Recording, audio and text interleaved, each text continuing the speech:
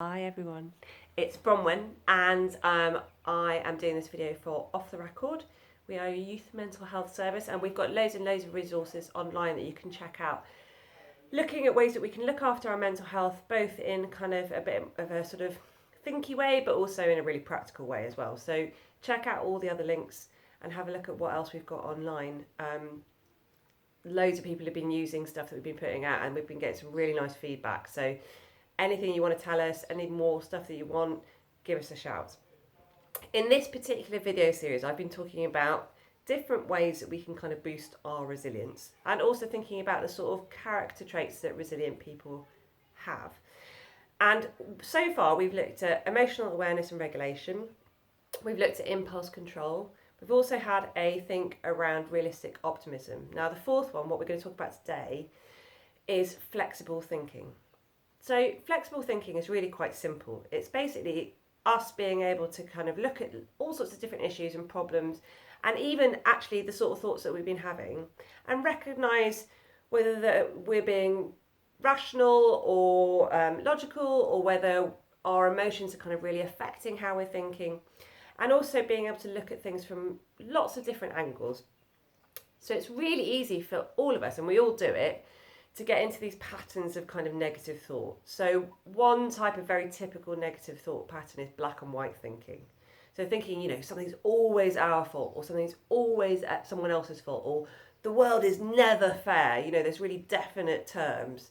That kind of gives us an inkling that we're slipping into that very black and white, the world is either right or wrong, this kind of way of thinking about something.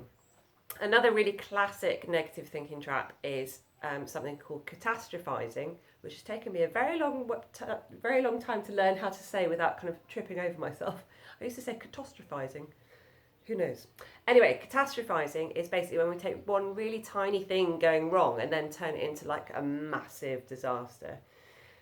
So in the days when I used to get in a car to drive to work, if I had like somebody pull in front of me or something kind of bad happen in the drive on the way to work, if I was in a particular sort of frame of mind or feeling a bit stressed, then I would take that one small thing and then be like, now I'm going to be late, and then I'm going to muck up the kind of workshop that I'm meant to be running, and then I'm going to get in trouble with work, and then they're going to know that I'm an idiot, and then I'm going to lose my job. So that kind of like spinning out of control with those thoughts is called catastrophizing. Also, a lot of us do a lot of what we call emotional reasoning. So turning our feelings into facts.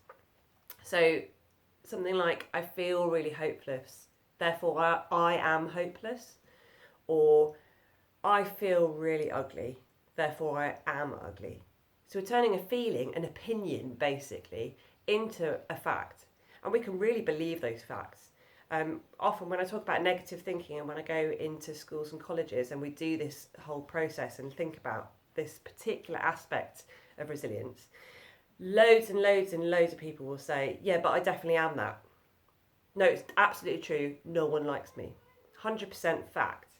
And actually, when we get that thought on paper and we look at it in a bit more depth, we can normally prove that it's not a fact, that it is actually an opinion. We've turned the way that we feel, which can be really strong, into that kind of like definite truth.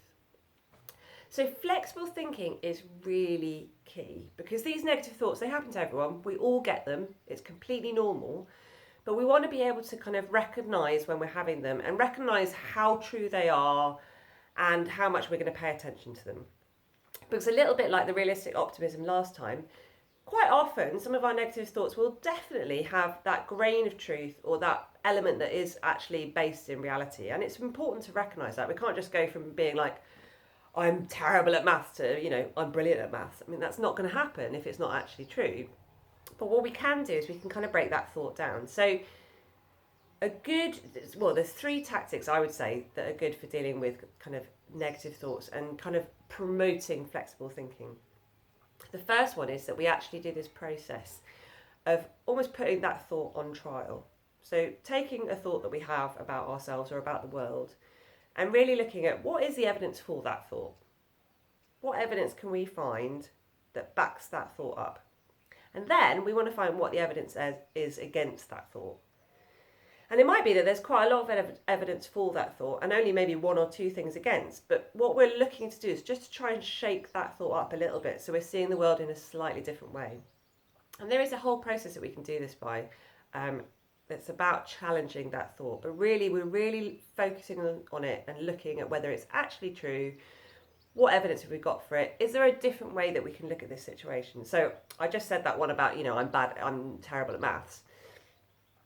So it might be true that I actually do struggle with doing maths, and that's actually a truth. But I could say something, perhaps a more flexible thought would be, I find maths really hard, and so when I do maths, I need to ask people for more help. Okay, so that's one way of dealing with negative thoughts. The second way is to distract ourselves. So to just do something that takes our mind off that cycle of thought that we're having, just to give our brain a bit of a break. So lots of people at the moment are finding a lot of solace in doing things like puzzles or baking. I have an enormous Lego set that I'm really quite enjoying doing at the moment. Basically finding something that you can really get your brain totally engaged with that then allows it to have a bit of space from those kind of negative thoughts that can be going around. And then the third way that's quite useful is practicing a bit of mindfulness. So not mindfulness so that we end up kind of not thinking about anything negative at all, because that's not reality, right? We still need to recognise the reality of our situation. We still need to recognise what's actually true about these thoughts. But what mindfulness can do for us is it can help us recognise when we're sort of doing this thinking.